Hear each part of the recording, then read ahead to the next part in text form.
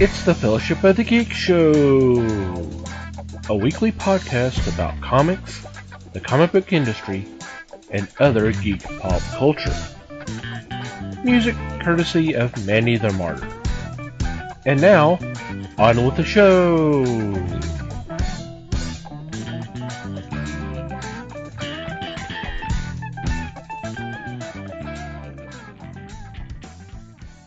Hey there, everybody. It is the Fellowship of the Geeks podcast. My name is Thomas Schick, and joining me for this episode is Mike Marlowe. Hey, gang. Les Webster. Hello, all. And the person who's still trying to keep it together, Liz Newman. Hello, everybody. Trying and failing. How are you guys doing? Laughably well. Right. Mm-hmm. Oh, man. I hope everybody's doing okay out there. So, what's been going on in your corner of the galaxy, Liz? Oh, man. I'm trying to think, but I don't know if I have a lot to talk about this week. I can. Start the clock. Yes. I did dun. watch Mandalorian. I'm gonna hold my opinion till I see the finale, though. Are you? No. Oh, right. We knew the answer to that. This has just kind of been a different season. It's kind of been a little bit all over the place, I guess. And then I guess they tried to make me happy, and it worked for a little while. They gave Grogu legs, like long legs. It was kind of cute, but yeah, if they're about to do what I think they're gonna do, I'm not gonna be really happy. It has been going around. I talked about it last week. It has been going around the rumor mill that Pedro Pascal may be leaving, and I'm hoping that it's just to kind of get fans kind of talking to set up what they're doing for the finale. But I'm also hoping what's not happening in the finale is to prove that the rumors were right, because that would suck. But I don't know. My whole opinion is when I heard that they were doing the Star Wars movies and that they would be a little bit more centered on the Mandalorians and everything. That's cool. Hey, I always thought the big thing about Star Wars was Jedis, but okay. But I feel like this season has made like a drastic switch to kind of back those movies. And I don't like that.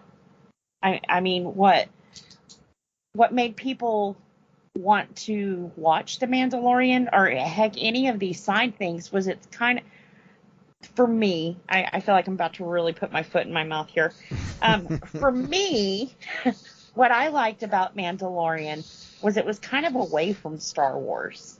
Nothing wrong with Star Wars at all. Completely nothing wrong with it at all. But this was kind of giving us a different story, and it didn't feel like a Star Wars movie or, story they were telling us, which was kind of cool. It was a cool story. One I think they could have played a little longer, but I think the plan was to make Pedro Pascal kind of take a little longer than he did to redeem himself as a Mandalorian, and that's why it was The Mandalorian. And they kind of rushed that along and was like, boom, he's redeemed. Hallelujah. And now they're kind of centered off on Bo-Katan, and I thought I liked her. I wanted to like her, and she's just kind of fallen flat for me. I'm not really getting excited about the things that she's doing. And I feel like if maybe Den was doing them, I would be. So I don't know. I just kind of feel like they've changed the perspective and the direction of this story, and I don't know. I don't want to watch a trailer for the Star Wars movie. No, not at all. Because the thing I liked about it was away from the movies, and now they're tying it into the new ones, and it's kind of like, meh. I'm not interested in that. Yeah. I've been told a good Star Wars story. We have been for years, so it was kind of nice that we were getting something in that universe, but not a Star Wars story, And season 2 was all about this damn dark saber, and how he had it and how Bo-Katan wanted it. And then in this last episode, he just handed it to her. So it was kind of like, whoa. I mean, I guess this thing wasn't as important as we thought it was, So it's just little things like that I feel like they've changed now because they don't want to take that story in that direction anymore. We got to start heading over here so we can get into the movies and, start helping them push those. And I'm not interested in that. This may be a really nitpicky distinction, but I'm known for that in certain parts. Are they twisting The Mandalorian to fit into the new movies, or are they hitching the new movies onto the success of The Mandalorian? They're essentially setting up what we're eventually going to see in the new films. The remnants of the Empire are still there. They're just now trying to form and become the First Order. Yeah. And according to what I've read, the Mandalorian will be the First Order. So it's kind of like my God honest opinion, I don't think they would have went that route had the Mandalorian not been so popular. I think they still would have stuck with a Jedi story, So I don't know. I started to realize now what Les was talking about with having to watch a TV show to enjoy a movie, and I feel like now this is what they've done again. It kind of sucks when you're part of a trailer. Wait. Les was right? Les was right, damn it. Happens way too often. I just wait a minute, I gotta mark this down. I just really have a hard time if that's really what's going to happen, is that the Mandalorians essentially become the backbone of the First Order. I don't know. And in the TV show, that's kind of what it's setting up to be too. See, I will entirely base this opinion on literally I watched one trailer for Ahsoka. Mm-hmm. And I'm not so sure I don't know what's going on in The Mandalorian. I haven't watched it, but it seems like they're setting something else up with Ahsoka. Yeah. And not to put too blunt a point on it, and certainly not to get too spoilery for a trailer that's been on the internet for at least a month. Yeah. I thought they mentioned Thrawn. Yes. You actually see him in the trailer, and he was mentioned in the last episode of The Mandalorian. Spoiler alert. Quite a few times. Yeah. Okay. So he is coming. They've also, see, and here's another where I was so freaking stupid and I didn't put 2 and 2 together. But there's a third episode in The Mandalorian that's totally disjointed from everything. And it was talking about the doctor who did all the cloning and stuff. Mm-hmm. And I don't know why I didn't connect that to Snoke, but I didn't. And now it is, and it's kind of like, fuck. Well, I feel like they're falling back into what everybody was like, man, that really sucked in the last Star Wars. What do you mean he's a clone and he's back? Well, but that's not entirely a new idea. That was handled in the comics too. Right. That was the whole thing with the Dark Empire. It, it was handled better. I grant you that, but yeah. So I mean, it's not exactly a entirely new story. Yeah. And another thing, another point to where we're kind of transitioning to the new films. That spoiler alert for an episode that's been out for a week or so, and I'm sorry, or 2 weeks at this point by the time this comes out. Yeah. There was the whole secret Cabal meeting, and one of the officers that was mentioned was Hux. That is like the father of Hux from the sequel trilogy. Yeah. That was Brendan Gleeson, I believe is his name. Who is Kylo's right hand man, that type of thing. So there's another we're going this way.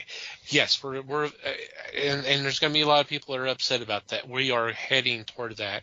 It seems like we're moving a little bit faster than I thought we would, but because we're talking about a 30-year gap between Jedi and the new sequels, but Mandalorian is literally. It was originally 5 years after Jedi. We're about 2 or 3 years after that now with this season. So, now we're talking about close to 10 years after Jedi. So maybe it is about time we start seeing these signs of these that we're creeping that way. Maybe, it's a little early. Maybe it's not. I don't know. Well, there was a couple of references in the last episode, particularly about Grogu's training. And now, watching the series, it didn't seem like he was there that long.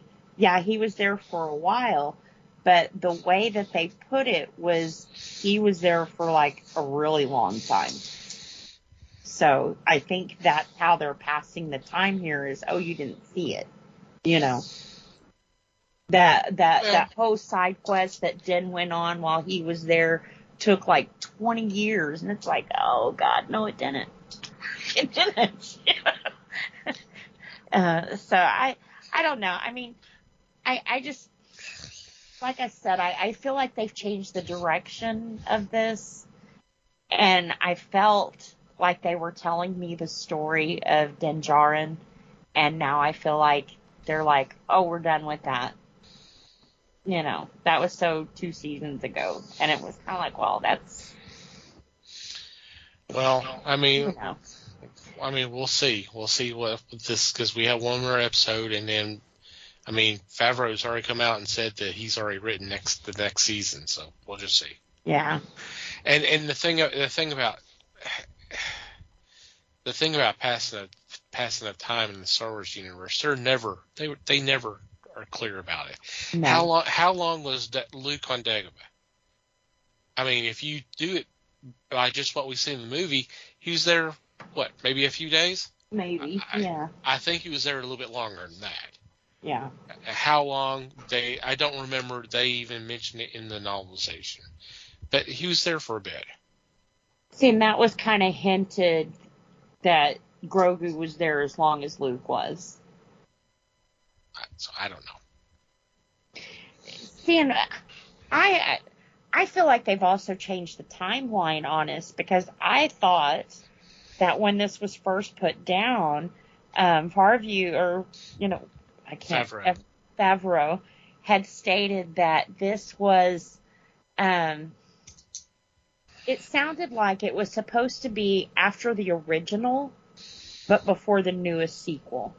Like that time period there, because we did see a young Luke, and in the movies with Daisy Ridley, she went to the mountaintop and found old Luke, so I thought we were in that time period there, and that's why everybody kind of freaked when Luke got a hold of Grogu, is because, oh my God, he's going to be there when, God, what is his name? Obi-Wan? No, the grandson of Vader, or not grandson, but Kylo? Kylo, there you go. I'm so golly. Um, when Kylo went nuts at his kids thing and killed all of them, before Luke could kill him. So everybody was thinking, oh my God, that's going to put, Grogu there at Luke's school at the same time that all this is going to happen. And now it's kind of like they've changed the story or the timeline again. It was like, no, this happens, after the last set of movies? So it's kind of like, okay, then why did we have a young Luke in Mandalorian? Well, I mean, we had a young Luke. We had a young Luke, as in 5 years after Jedi. Right. That was yeah. So I mean, we're still in that time frame as far as I'm So aware. these new movies will be before the Daisy Ridley ones? There's only one that's going to take place in and around this timeline. That's the one that Filoni's going to direct.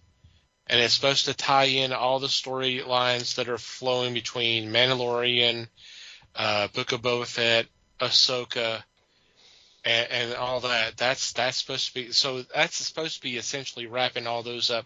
Now, whatever happens to the shows after that movie, I don't know. That's never been stated. Now, the other two movies that have been announced is Rey's movie, which is supposed to be 15 years after Rise of Skywalker. So we're talking way, way, way, way out. Now we're talking maybe closer to 50 years after Jedi. Yeah. And then the other one is supposed to be essentially like the Dawn of the Jedi or Dawn of the Sith. That's the one that James Mango, who directed Logan and has written and directed the upcoming Indiana Jones film. He's doing that one, which has my interest because I thought Logan was a great film. I'm excited about this indie film. If he's doing something about the Dawn of the Sith or Dawn of the Jedi or whatever, that kind of thing, I'm curious to see what he wants to do. Yeah. Because that's more or less new territory in this canon. That's something that has not been done in the new canon. So he can do whatever he wants. Maybe somebody in this whole mess can tell a single individual story that isn't tied into every fucking thing else. Yeah. That's the thing that's starting to get on my nerves about this is why does it all have to be connected? Exactly. And that's what I like. We just have separate stories. Yeah. It's supposedly this big, huge universe, this big, huge galaxy with all of these great things, and there's lots of. They showed us. I mean, for crying out loud, we got movies worth of the Republic Senate and different aliens sitting out there. Why can't we have any of their stories? Why does it have to be this one inbred family? Yeah. Ding ding ding ding ding ding ding. Right. It's like a full and complete history of Europe in the Middle Ages and into the Renaissance, and it's all about this one Habsburg family. Yeah, that's missing the point. I want more. Well, I don't disagree with you, but I mean it's kind of the same mindset as well. Here's this publisher that has all these incredible characters, but let's keep doing films based off the one who dresses up like a bat or the one that can fly leap tall buildings with a single bound. I mean, why are they always Superman and Batman films? Why can't we do others? Because they get comfortable and they go where they know they can make the money. It's comfortable and it's more or less guaranteed cash. Yep. Which it's kind of the same. Kind of lazy. It is. And it's also bullshit because you tell me the first 2 seasons of The Mandalorian had anything to do with any of the rest of that. None of it. Absolutely none of it. And it was pretty damn successful, really. It was. And then they went, cha-ching! Oh, let's base everything we do from here on out on The Mandalorian. Right. As long as we throw that little baby into their faces, they're going to eat it up. And we will, but we're not going to like it. We're going to turn The Mandalorian into a series of basically movie trailers. Pretty much. For other movies that were trying to pad sell. everything, to boost it forward, because they like this. That's what they did with the Book of Boba Fett. That's what they're doing with Ahsoka. There's supposed to be one about the like Rangers of the First Republic that came off of Mandalorian. So it's like they found one thing, they stuck it against the wall and it stuck, and they're like, okay, now everything else needs to go around this. Make it fit. And it's they should have just left it alone. Give us our independent story, and you do all that other with take Boba Fett. You can have him. Just leave Din Djarin alone. But honestly though, if someone would have asked me what The Mandalorian was about, I would have said it was Din Djarin's story. It wasn't Grogu's story. It was his. And, it was supposed to be about, like, redemption and the loyalty and the brave, of a Mandalorian. And now they've kind of changed it, and they're like, well, the Mandalorian could be anybody. And it's like, no, but it wasn't. For the last 2 seasons and all the spinoffs that you've done in between, he has been the Mandalorian. And now a movie, and it's like, oh, it's not him. Let's go with probably Bo-Katan. That's who they're setting up. And that's fine. They should have done that on her series, though. And, go and run your galaxy and whatever you want to do. Right, do a spinoff. That's fine. They did that with the Boba Fett thing. They did a spinoff. Okay, do another one. Yep. That's okay. Some shows can handle a whole bunch of spinoffs. Yep. And how many spinoffs did we get from Happy Days, for crying out loud? Yep. Boba Fett didn't work well for them. And that's why there hasn't been talk about anymore or anything, because it just... Boba Fett needed to be a one-time thing. Anyway. Yeah, it should have. I mean, honestly, they probably didn't need to do it, but if they had to, it should be a one-time thing. Well, it was kind of nice to get a backstory to him, because, Star Wars, he got, 5 minutes, if that, on camera.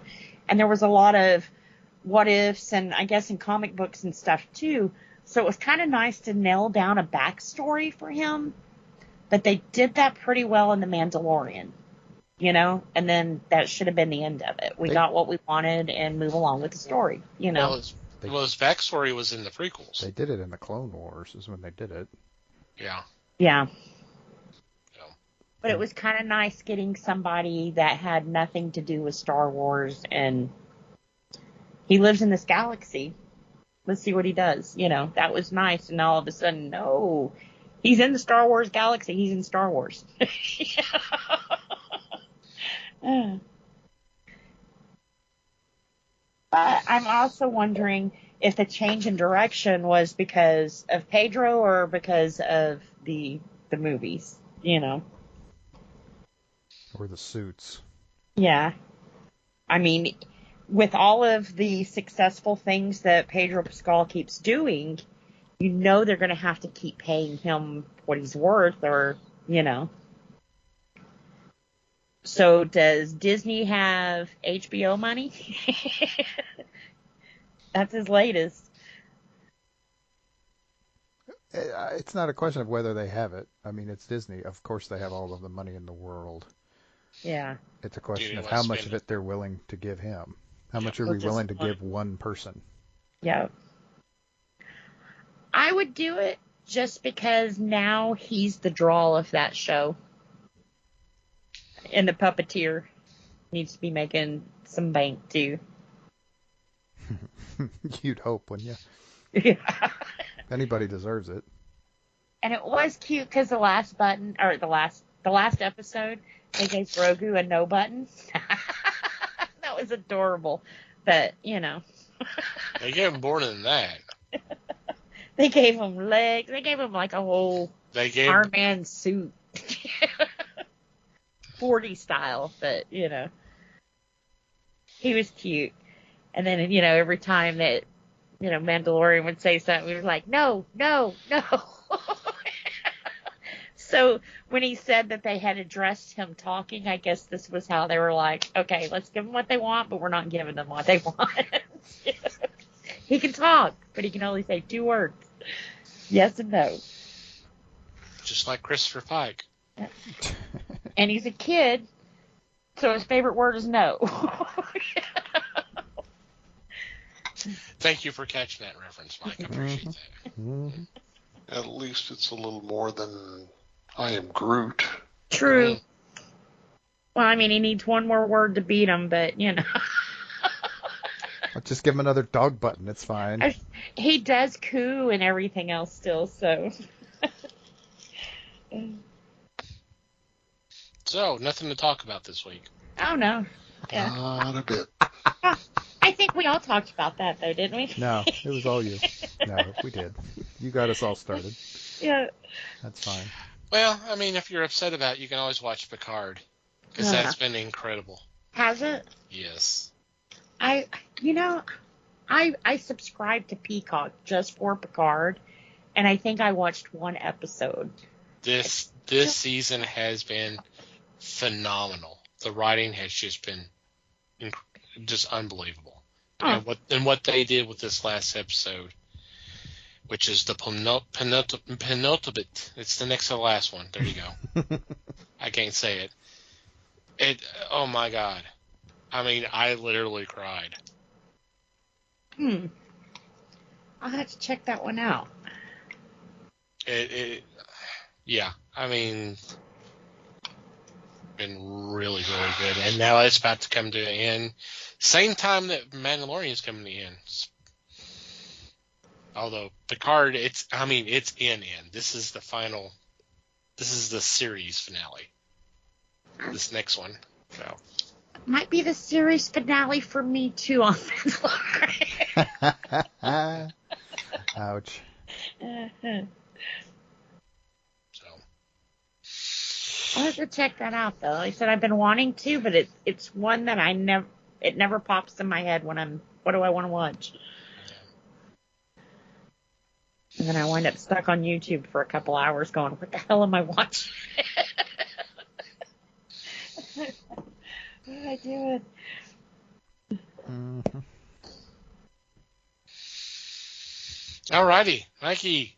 Oh God, I get to follow that.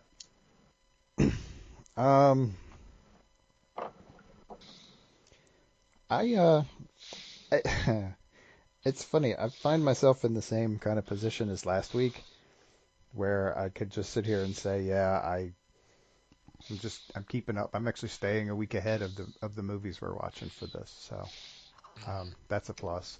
But honestly, what's been sucking a lot of my time, there's a certain shame in admitting this, but I figure, what the hell, I'm having a good time doing it. It's all that matters. You could call it a waste of time, but it's entertainment. So how much of a waste of time is entertainment? In addition to the usual video game that I play a lot, which is an MMO that I've been playing a while, I had recently, and by recently, like, I don't know, several months ago, picked up another game called Pathfinder Kingmaker. Okay. This is actually, for me, this is a really new game. It came out in 2019. And what it is it's based on Pathfinder, which is a rule system that was originally based on we talked about what the hell is the abbreviation? Oh, the OGL. Yeah. From D&D. When the OGL happened, and when D&D 4th edition happened, a lot of the grognards got pissy because they didn't like the way D&D changed, so they grabbed the OGL from the 3rd edition Dungeons and Dragons and created a new game called Pathfinder, which is basically it's the same. It's kind of the same, but it's also got quite a bit of original stuff in it. This is obviously a video game adaptation of that, in which your character moves into a kind of like a lawless section of the continent and starts basically imposing law and order on it and building a kingdom out of it.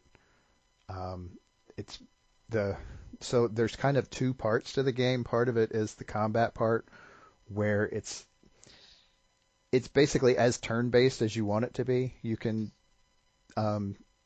play through each and every character. You end up you have your main character who's your leader, and then there's a bunch of other NPCs that kind of tag along with you the whole time. And there's like more than you can fit in the group, so you get to select certain characters to do that to take with you on certain missions to do stuff. And you can get as nitpicky about the turn-based part as you want. I like to do the turn-based part because I'm a big nerd. But the other part of the game is basically kingdom management. It's the governing of your kingdom. And I'm a big nerd, so I like doing that too. And the reason I'm only bringing it up now is because I picked it up, I don't know, like I said, several months ago, last year, and started sort of picking at it a little bit and playing a little bit here and there, but lately it has grown on me quite a bit, and so I have been playing it more and more. And what's it called again? It's called Pathfinder Kingmaker. Huh. They have since, the same studio, Owlcat, has since put out another Pathfinder game called Wrath of the Righteous, which I'm not even going to look at yet because I don't want to know. I'm still playing this one. And I may be playing this one for a while because you can start with, I don't even know. There was a list of different leader characters that you could start with. And I started this playthrough before I got all of the DLCs. Mm-hmm. And at least one of the DLCs, I think more than one of the DLCs, added more starter characters. So I don't even know what the list looks like anymore. So I don't want to call it limitless playthrough ability, but there's a lot. I could go through this game multiple times and not get bored. Oh, wow. Partly because it takes so damn long to play through it, but anyway. Is it like play against other people, or no? It's a solo game. It's just a on your computer game. It's not multiplayer at all. I think I'd like that better. I generally do, which is funny coming from someone who spends as much time on an MMO as I do. That's kind of like the game that I play, and sometimes it's nice having people around, and sometimes it's like, get away. Uh-huh. Oh, yeah. Why are you asking me? Well, and I make the crack about the MMO. I played that game, which is Dungeons & Dragons Online. Yeah. I played that game by myself, like exclusively for like the first 5 years I played it. I mean, because honestly, it took me that long to get good enough at the game to be comfortable playing with other people. Yeah. Because no lie, I just flat suck at video games. I enjoy the hell out of them when I find one that I can do reasonably well. DDO is different from what I would normally have gone for, but I was looking for a game to play at the time, and I was looking for something that DDO wasn't, but I ended up settling on it anyway.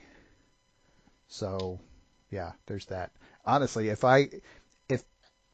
Kingmaker had come out when I first started playing DDO and I stumbled across the two of them, I totally would have gone with Kingmaker. No question in my mind. But now I've kind of settled into DDO, so I'm still playing it too. But yeah, Kingmaker's a lot of fun for an old D&D geek like me. I'll have to check that out. And I was the same way with World of Warcraft. I would go on the side quest hunting pigs so I didn't have to mess with people. By the time I got into the DDO thing, I started hearing about World of Warcraft, and there were enough people talking about how terrible World of Warcraft was by comparison. The deal is that DDO is a much more complicated game because it's based on D&D. Mm-hmm. World of Warcraft is a very simplified variation on it. It's not as many rules and structure. Right, not as much flexibility, not as many choices to make along the way. I mean, you can choose what quest you're running, but you don't really, from what I understand, you don't really choose character progress. Whereas with DDO, it's you're choosing every little tiny thing along the way, and you can choose wrong. I mean, you can mostly live with whatever bad choices you make, but there are optimal choices and there are suboptimal choices, and it's hard to know that without trying or without seeking help. Fortunately, DDO has a very strong Twitch community. It's not big, but it is strong.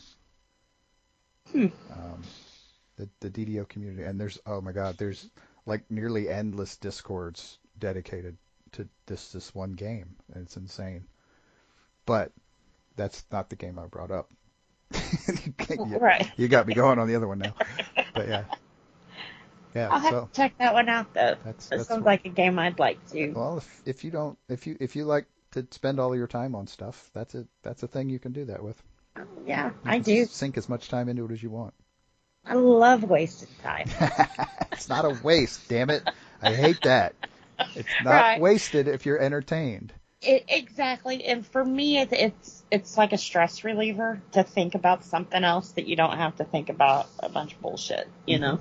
Mm-hmm. And there's a lot of stuff to think about in that game in Kingmaker. There's a lot going on. It's a very busy game. Yeah. I said in my game, I do have friends. You know, sure. I have friends in DDO too. He laughed. He did laugh. No, I'm not telling you who laughed. If you're not watching the Skype window to see who laughed, I can't help you. I had Discord open. Damn it.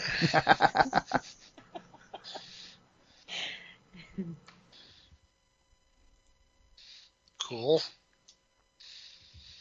All right. How about you, Les? Oh, me? Uh-huh.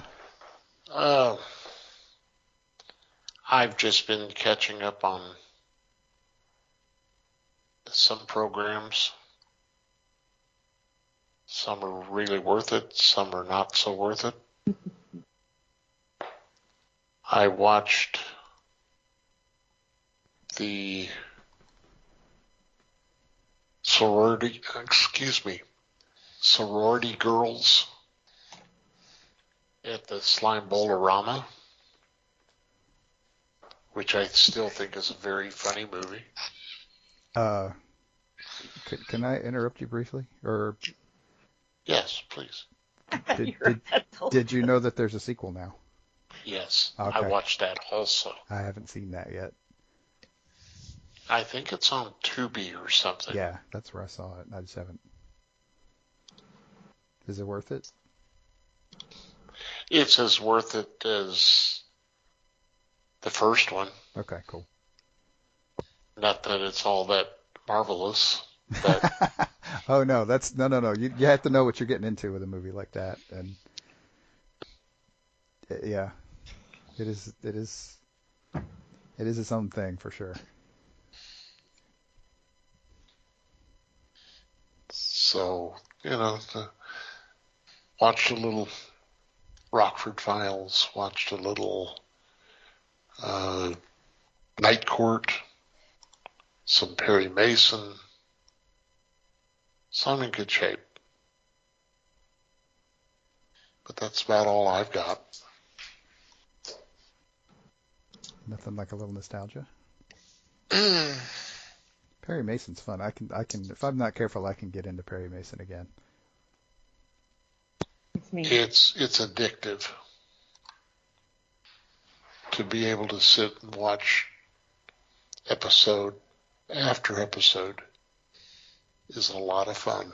Right, and there's no extraneous crap involved. It's a little story all by itself. Yeah. And there's a beginning, a middle, and an end. Yep. Every time. Yep. I mean, even on the rare occasion when Mason loses, it's still a beginning, a middle, and an end. Something, it's wrapped up one way or the other, which I kind of miss that about TV. TV used to be good about that, where they wouldn't make it where you had to watch the previous because they were so used to reruns, and now they run them back to back, but a lot of times back then they didn't. It was just you ran what you had, and you could have, 2, 9, and 12, and that's what you're playing Saturday. But it was good because there wasn't anything you had to catch up on or had to know, or Perry Mason and kicked ass. Yeah, and that was about that was the point of it. Yep. Mm-hmm. You have to know anything else. And I haven't watched Rockford Files in a while. Oh, Yeah.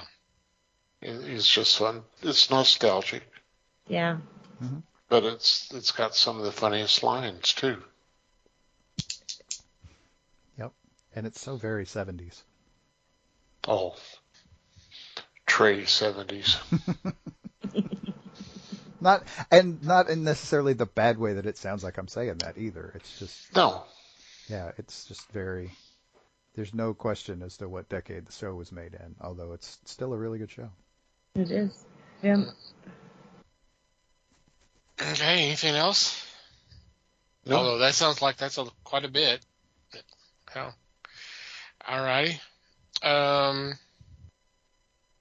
Like I mentioned, I've been watching Picard, and the season has been incredible. This last episode,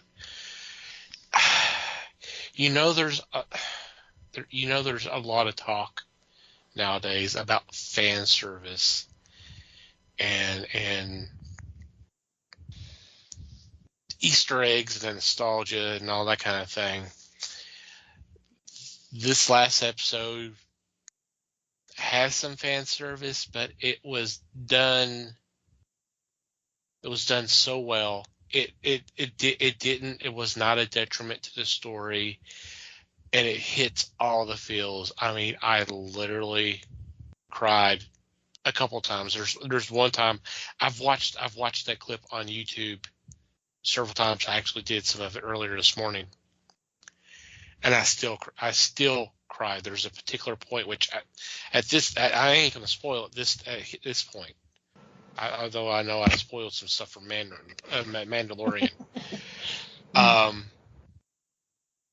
But it was, God, it hit the feels, but it was so great. And now we're about to get to the series finale, and I'm going, how in the hell are they going to get out of this? And we have been, they have said, not everybody's going to make it. So I'm wondering if who's going to get killed off.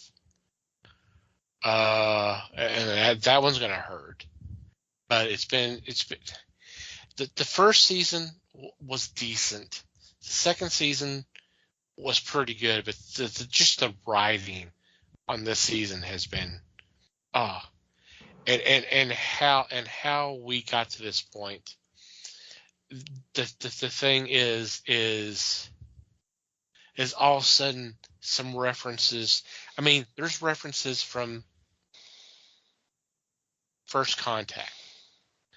It's like all of a sudden you go back to that and you go, okay, this is why this happened, and then this, and then this, and it's like that's perfect. I love that because all of a sudden it's taken something that we just took for granted that this happened, and now we're sitting here saying, well, here's a reason why this happened back then. Now you know, and you go, oh, okay. I mean, that wasn't their intention when the script was written all those years ago, but it's like, I love it. That's really cool when you do that. They do that and do that well. Mm. Yeah. So, yeah. I mean, I can't wait to see how this ends. But Make sure you have a box of Kleenex, Andy. Oh God, yeah. Well, I mean, this is. I don't see this group of characters. I don't think we'll see them again. Not that they're all going to get killed off. I just don't see them. This is it for Picard, and I just don't see these actors playing these characters again. But then again, I thought that after Nemesis. So what the hell do I know? So, I've seen a lot of reaction to this, especially some hardcore Star Trek fans, and they're just going, "This has been unbelievable. This has been one hell of a ride," and they've enjoyed it. So that is really cool to see. So so it's kind of a bookmark or a bookend to Liz's, where complain about how Mandalorian's going, where everybody's just seeming to love how Picard's been going, and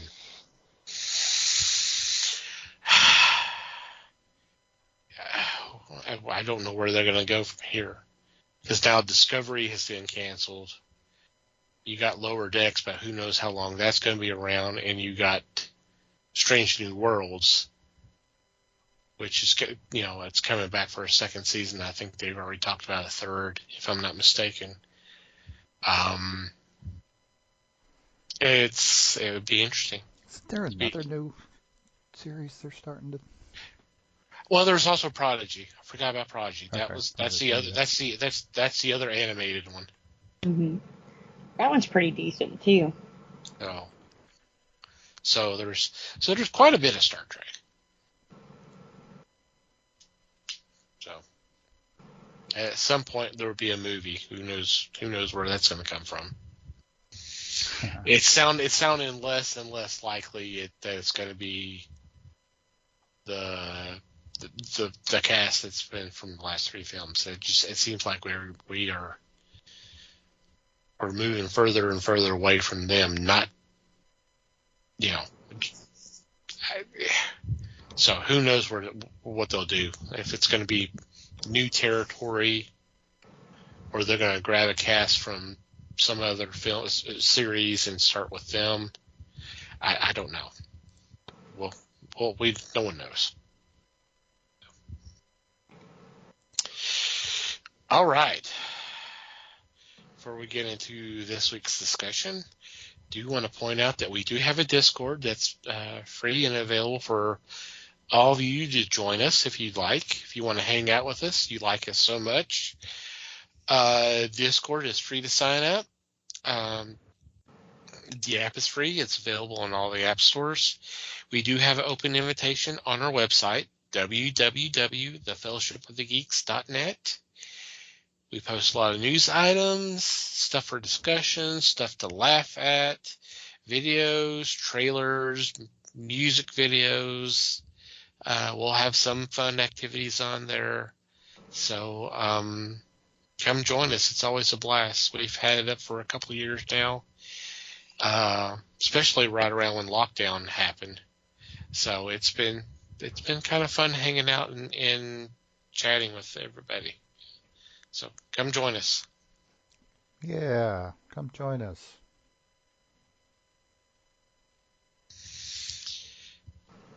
Okay. Was waiting for others to join in, but I guess they don't. Yes, join us.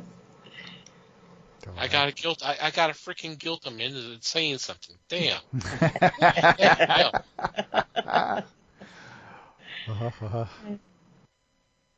All right.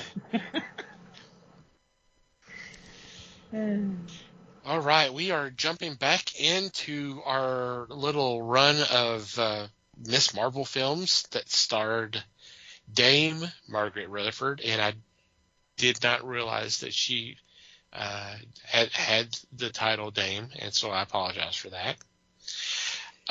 This week we are discussing Murder at the Gallup. This came out in 1963. And the thing that's kind of interesting reading up on this is, in addition to lightening up the story, this is by Agatha Christie. This was originally a Hercule Poirot story. So it's interesting that they changed it from his character to her. That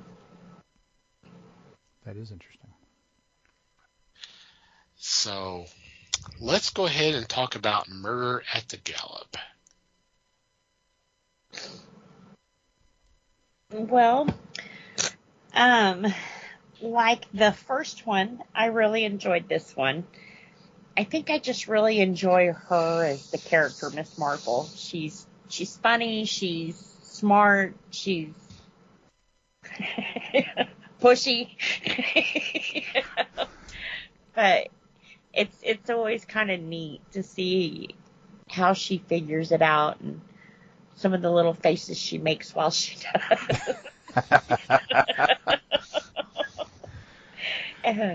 I really like the relationship between her and the inspector.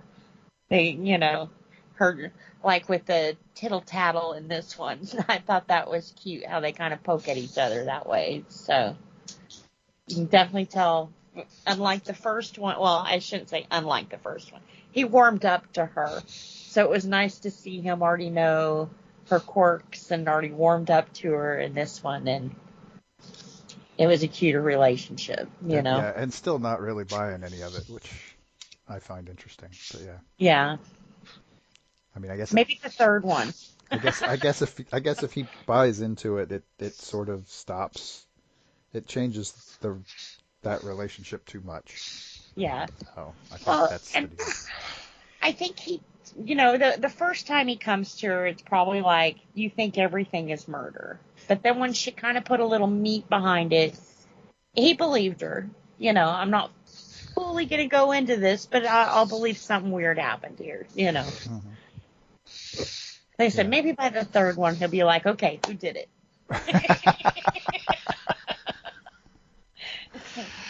Maybe. Yeah, Maybe. Yeah. Stay tuned. Maybe. Yeah. Maybe. He is in the third one, though, right? He is in the third one. Okay. Yes. I said I watch these the week of to keep it, fresh and in my mind. No, but that's fine. I have really enjoyed watching these. You're welcome. Yeah, I did. Yep, I agree. This one's just as fun as the first.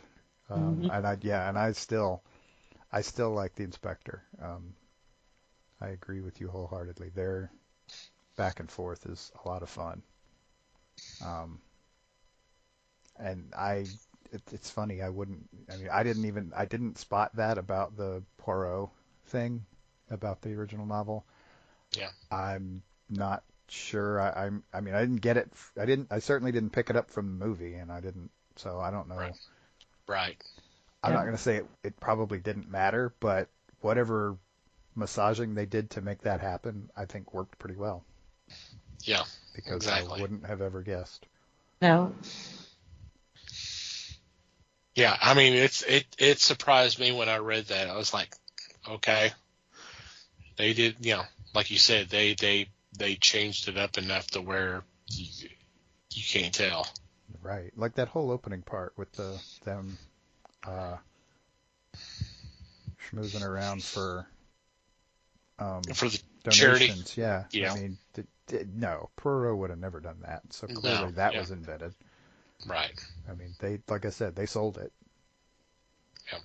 They totally sold it. I mean, they admittedly, they're still taking what's a very serious novel and putting a comedic twist on it. So I think that means that they can get away with a little more,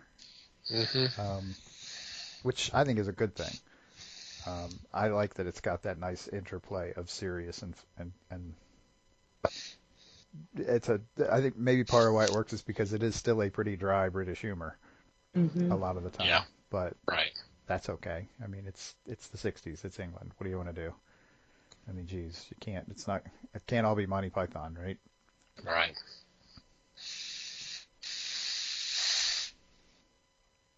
Yeah. It's a fun film, which is kind of strange to say about a murder mystery, but it's a fun film, and I do like the comedic tone of it. and she's great. And you talked about the chemistry between her and the inspector.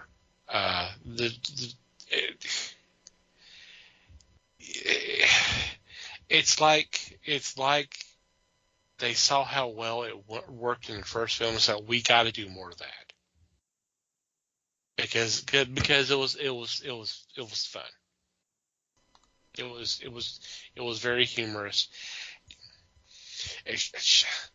I just love watching her. I think Liz just said that too. Because she's really, we watch a mystery and the detective is always stoic and kind of emotionless because they're I don't want to say intense or anything like that, but they're just the whole thing of them. Okay, I'm here to solve the mystery, and it's not like she's not that way either, but it's different. Does that make any sense? I think it does, and I think it stems back, and Les mentioned it last week. This goes back to Holmes, because Holmes very quickly became the gold standard for detective stories because it was just so popular. And he's exactly that way.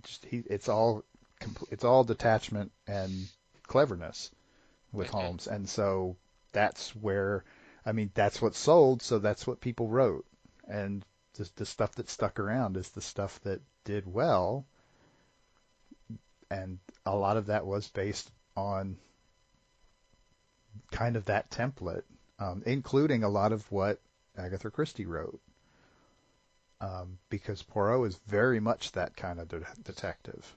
True. You can't base it certainly doesn't look that way about Miss Marple based on these movies so far, because again they have gone in and rejiggered it to make it honestly a little more entertaining.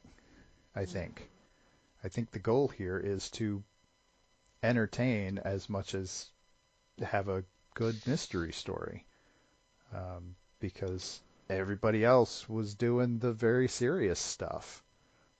That was what was selling, and so this is a nice change of pace for that.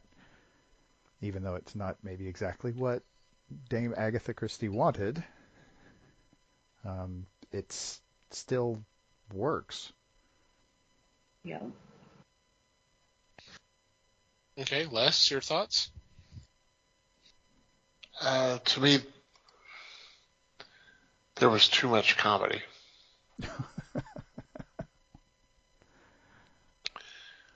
I know this became the thing to do, but this is like watching some of the programs on television now where they don't say it's a mystery, it's a comedy. Well, to me, that just doesn't cut it. I want a little more severity in this. I want the characters to actually fear what's going on. I want to see them react when something is a little more frightening. But in this one, it just does not come through. That's not to say it's not needed, but if you could cut it back a bit, personally, I think it would have been a better fit. And, well, that's essentially it. I want more solving of a murder than was, to me, shown in this film. Some more thought process being used. rather than just go, well, okay, there we go. We've got it solved. Let's go home. And unfortunately, that is what this incarnation does. I enjoyed it. I thought it was a really good movie. But to me, they could have cut back just a bit. To me, it would have been more entertaining and less of a sideshow. See, I think I see what you mean too. I mean, I definitely this definitely had a little more comedic twist than the first one. Yeah. There was just kind of more silliness happening here. I don't whether it was too much or not. I mean, your mileage may vary. The viewer can gauge that for themselves and all. But yeah, I definitely thought this was a slightly sillier. I hesitate to say story. I think they added the stuff that was silly, and I think I wouldn't argue with you in saying that if they had turned it down one little notch, that would have been fine. I also have a question in the fact that she's a fine actress, but is she that damn appealing? All these men, all these codgers are falling in love with her. I know. We've got 2 movies and 2 marriage proposals here, huh? Yeah. Seems like a lot. Go figure. And it's usually one of the least likable guys in the movie.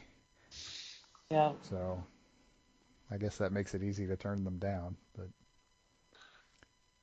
I will say that I did not remember who done it in this one. But to me, it didn't matter. Robert Morley just cracks me up every time. Yeah. yeah, I figured we would get to the cast at some point because there's a lot of familiar faces in this movie.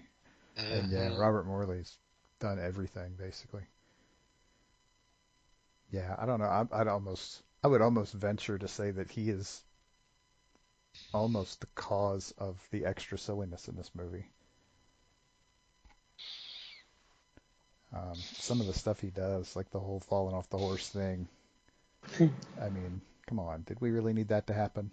And then that's just an excuse for him to limp around for the rest of the movie, which I don't know. I'm not sure what that brought to the table, but other than taking him out of the list of potential murderers. Yeah, she had to see his boots. Yep. Which, did she ever look at the boots? She did. Oh. In the hallway. Right. She discovered the murderer's boots in the hallway. Yeah, she matched it up with the boots of the next guy to die, basically. Okay. Yeah. I missed that part then. And she fessed up to it. She told the inspector that her suspect was knocked off. Yeah. But she knew who the next one was. Right. Of course, that was a clue as to who the real killer was. Right. I mean, which really, when the story came out, wasn't. So it was kind of weird she put the two together. Yeah, I mean, again, we're back to she's not telling us everything. Yeah. Along the way, but she does explain it at the end, but we still don't always know how she got there. So kind of samesies on that one. Yeah. The whole dance thing. Oh my God, how 60s can you get? I'm really stepping up. watching those two old codgers out there doing the twist, basically, or trying, you know. And they even got to do the mashed potato, which kind of struck me as odd, but okay. Could they have identified it themselves at the time? Probably not, but somebody knew enough to squeeze it in there. Mm-hmm. No pun intended. I mean, I get it, and it sort of makes sense in a very off-the-wall way, but you know, the best way for her to fake an illness or something, a heart condition, is to get out there and shake a tail feather, I guess. And she had to bring Mr. Stringer in to do it because none of the others would. The only one that would even give her the time of day was Robert Morley's character, and he wasn't going to be out there mashed potatoing. No. Good old Mr. Stringer. They could have almost just called him Mr. Plot Device, but anyway. Pretty much. Mr. MacGuffin. That would have been a great name for him. As opposed to just using his own name. And I'm not knocking the job the guy did either. He did. I thought for the role he was playing, he did really well. Right. But it was pretty much a non-role. It was an excuse to work with his wife, so can't knock him for that, I guess. How long were they married?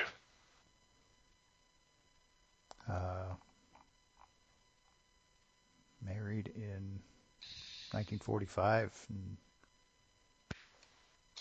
Oh, damn. Married character actor Stringer Davis, 46. So he was like 7 years younger than him after a courtship that lasted 15 years. Yeah.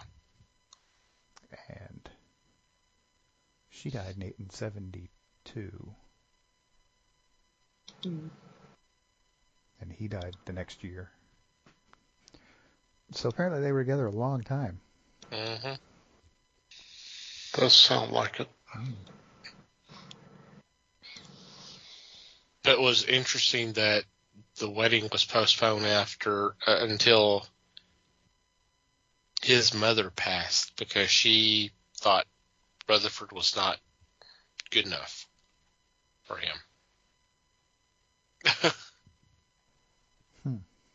That explains why they waited 15 years. Mm-hmm. Sad that Mom didn't realize what a fine actress she was. Mothers are funny that way. So, recommend this one? I would. Oh yeah, totally. I think so. Like I said, it's also got some familiar faces in it. I mean, Robert Morley, obviously, who's, like I said, if it was British, he was in it. Yeah. And given the list of movies he made, he also managed to do an awful lot of stage work. Yeah. I was like looking at the George character going, who is that guy? Who is that guy? I finally looked it up, and I realized where I recognized him from. His name's Robert Urquhart. And he was in The Curse of Frankenstein. Yeah. With Peter Cushing. Peter Cushing. He was the friend. He was the buddy who was actually fighting with him most of the movie. He did really well in that too. Yeah. And then there's James Villiers, who was in a lot of stuff because he was kind of that guy. He was kind of the dopey looking dude in the background with the very posh accent. He was in a bunch of stuff too, and he ended up being in at least one James Bond movie, as I recall. Later on, it was quite a bit later, but because he was pretty young in this. But so yeah, a bunch of familiar faces. How would you have done this now? What changes would you have made? Of course, new cast. I understand that, but Are you sure about that, Les? Let's think about that. I don't know. Some of these folks couldn't be more than 130 today. We can dig them up. I got a shovel. Oh, damn. That's dark. Wow. Okay. let's just roll the old bastard out. Funny.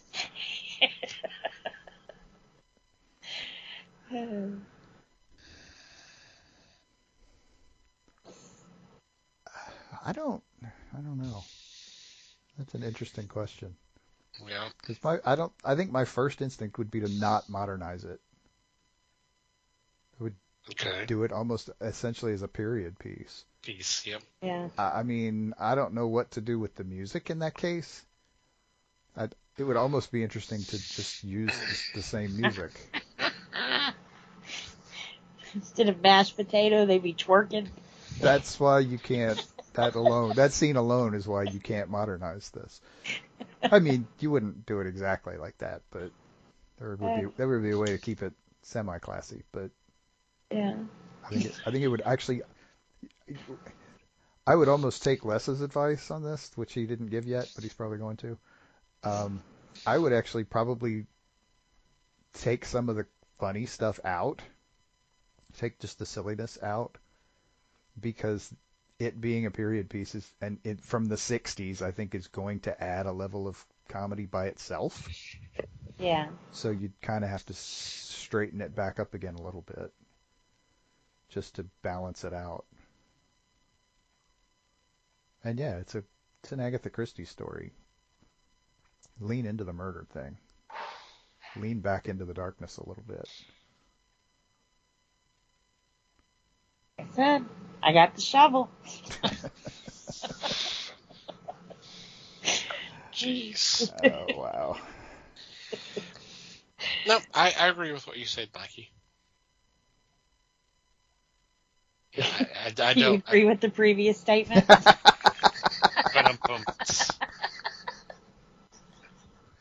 Oh, poor Brandon. It's going to be a while before he lives that one down.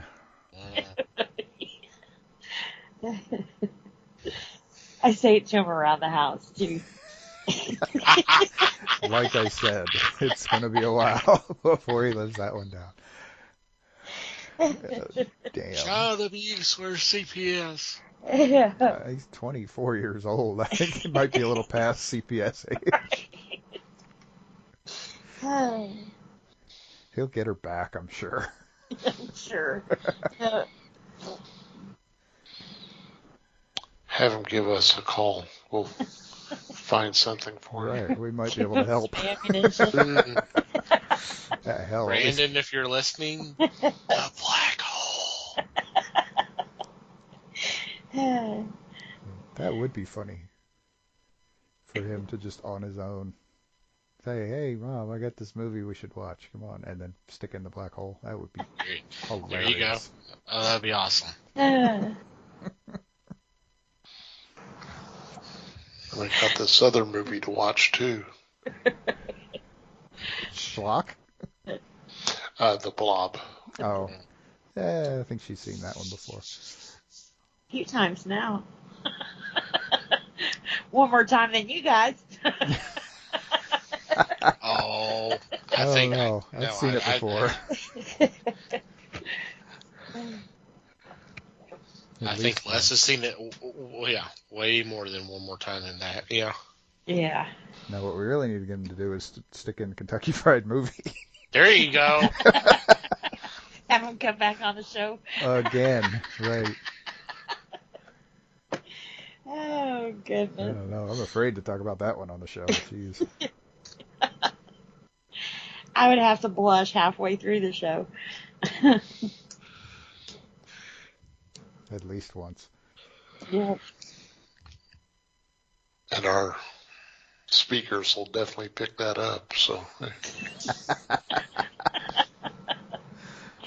Yep.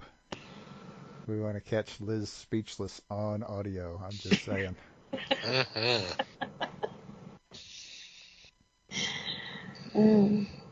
No, we're not taking viewer suggestions.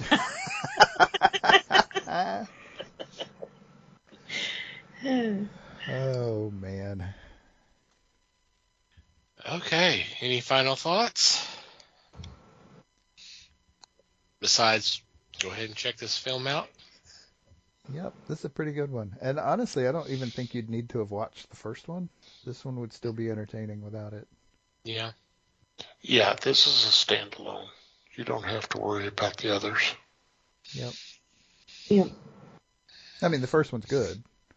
You should watch it too, but if you had But be sure to watch whatever we tell you too. Oh, totally. Mm-hmm. Right, Liz? Yeah.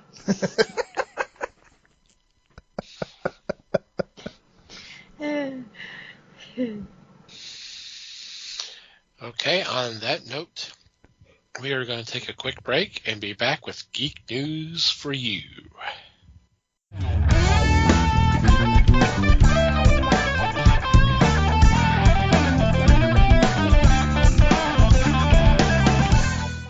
And we're back. It is time for Geek News for You. In this segment, we bring a couple of news items to the table for discussion. This week, it is Liz and myself. And Liz, why don't you go first? All right. I'm going to go with a feel-good story. It's a cute story. This story took place in Missouri at a bird sanctuary. There was an eagle who is 31 years old. Now, in captivity, eagles they live longer, of course. Out in the wild, it's usually between, I think they said 18 to 25 years that a bald eagle will live. But, he's an old bird. Well, he's decided that he wanted a baby. So he built a nest on the ground, and he got a rock, and he's been sitting on this rock for quite some time now. They posted a sign for a while, oh, that's just Murphy, he's fine, but they said that if they took the rock away from him, it would be kind of heartbreaking because he's like very protective of this rock and everything. So they've just kind of let him be. Now, out in the wild, it's not unheard of. It's very common for a father bald eagle to help the mother raise the babies. They're one of the few birds that do stay together while the babies are being born or being raised. So, anyways, he's been taking care of this rock. Then they had a disaster happened, and a bald eagle nest out in the wild fell and hit the ground, and there was this little baby left with no mother or anybody to take care of him. So they gave the bird to Murphy, and he has become this thing's mother. He has taken care of it with feeding it and preening it, and he gave up his rock, so his little rock became a baby. But now they're asking for names, and I've seen some cute names come through. It's always cute when they kind of get the public involved in that. But I think some of the cutest would be like Rocky or Rocket. But like I said, feel good story. I hope Murphy and his little rock live long and happy together, because that's just sweet, Instinct took in, Or name him Oliver Stone. Right. Rocky Ricardo.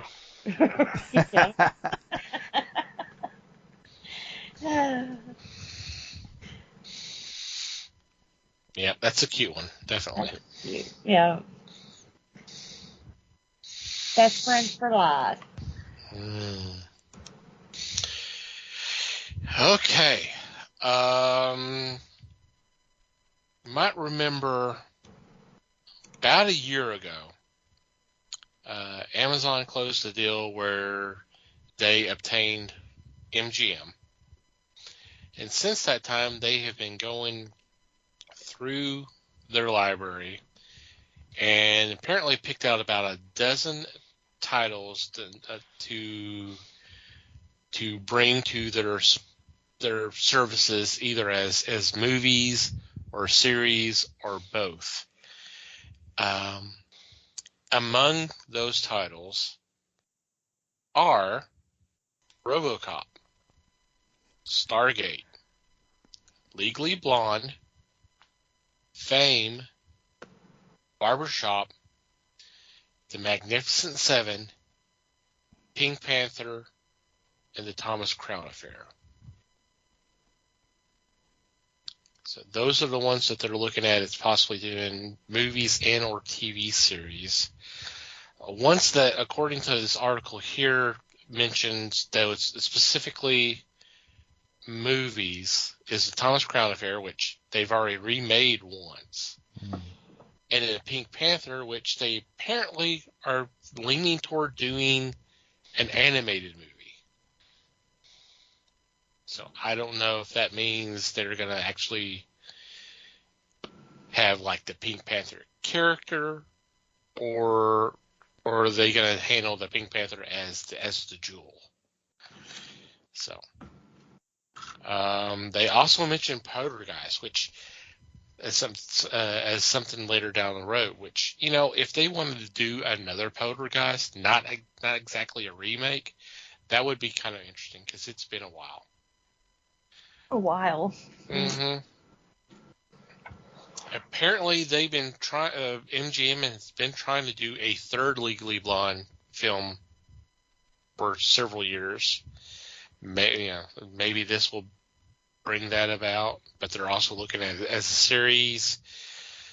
RoboCop, they're leaning toward doing a series first, then a movie. With Legally Blonde, you could just make a movie of the musical. There, I guess. I don't. And it's funny because Liz was talking about an eagle named Murphy. When she said that, the first thing I thought was RoboCop. I did too, honestly. But then again, I had this article in front of me, so yeah. I'll buy that for $1. Mm-hmm. And Magnificent Seven, apparently you're looking more as a series, which would be, I would be okay with, because we just had a remake not too long ago with Denzel Washington and the gang, which I've never actually sat down and watched. I'm kind of curious, but so it's interesting. It looks like Amazon's finally gonna start trying to use some of these properties to bring them back. And Stargate, God, when was all the Stargate shows on? It was in the 90s, wasn't it? Yeah. It may be best just to restart that. Yeah, I'd almost consider just remaking the movie. And then maybe see how that does and see if that cast is interested. I mean, sign them on to do some streaming series stuff, but yeah. do an intro movie to it first. Yeah. Mm-hmm. I think it's long enough. It's been long enough where they could do that. Yeah, probably. So it's interesting. It'll be interesting to see what comes out of this. Yeah.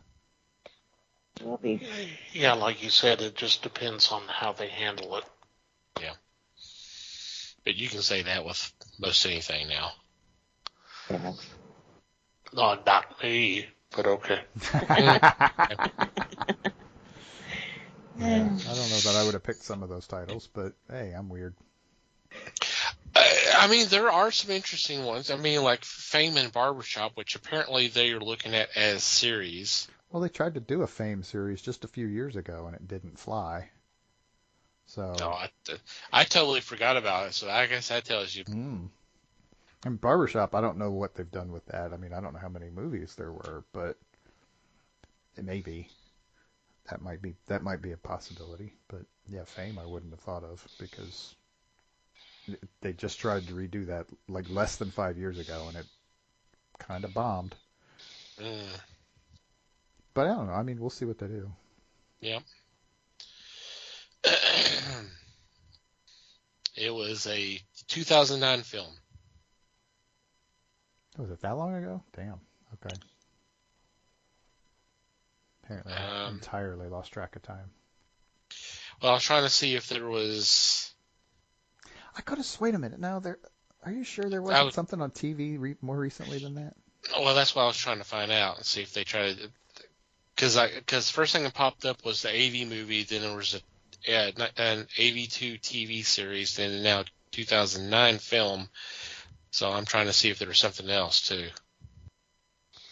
There may have been. I just had made it popped up. Let me do this. And actually, the original TV series lasted from 82 to 87.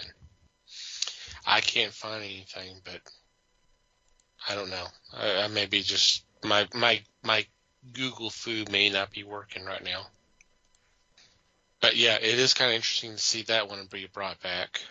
Mm. And Thomas Crown Affair, I mean. Yeah, I'm not sure what to think on that one. Because I really didn't like the remake. I hadn't tried, so. I mean, it was Pierce Brosnan and Rene Russo. Well, yeah. And it really should have been good. But somehow it wasn't.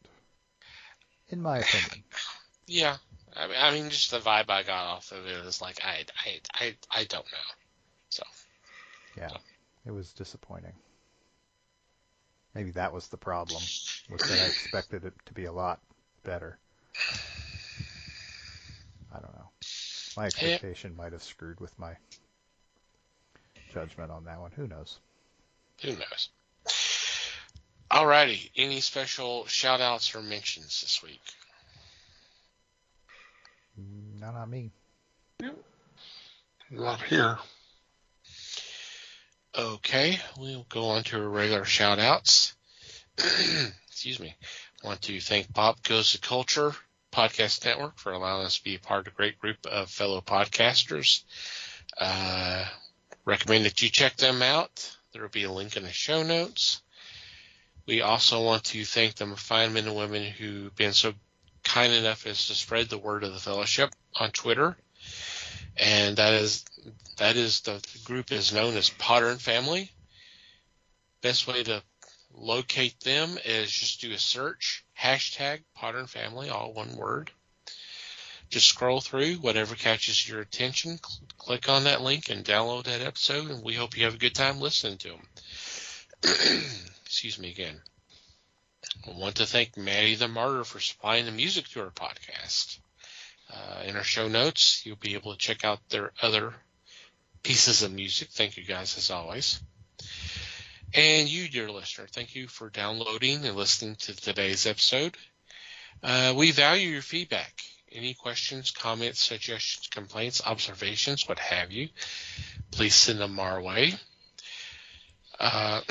Email address is email@thefellowshipofthegeeks.net, or you can go to the website, go to the About Us page, and there's a contact form you can fill out.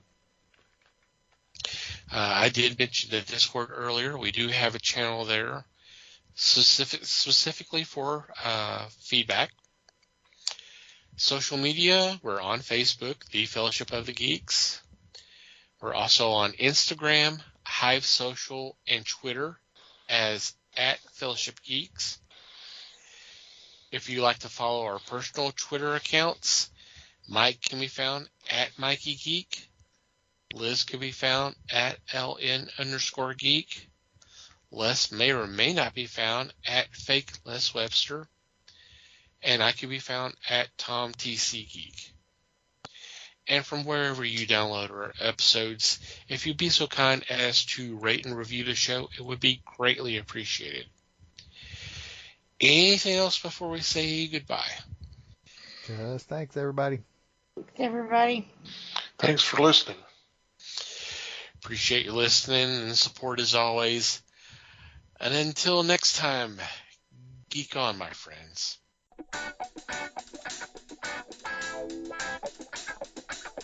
We thank you for listening to the show.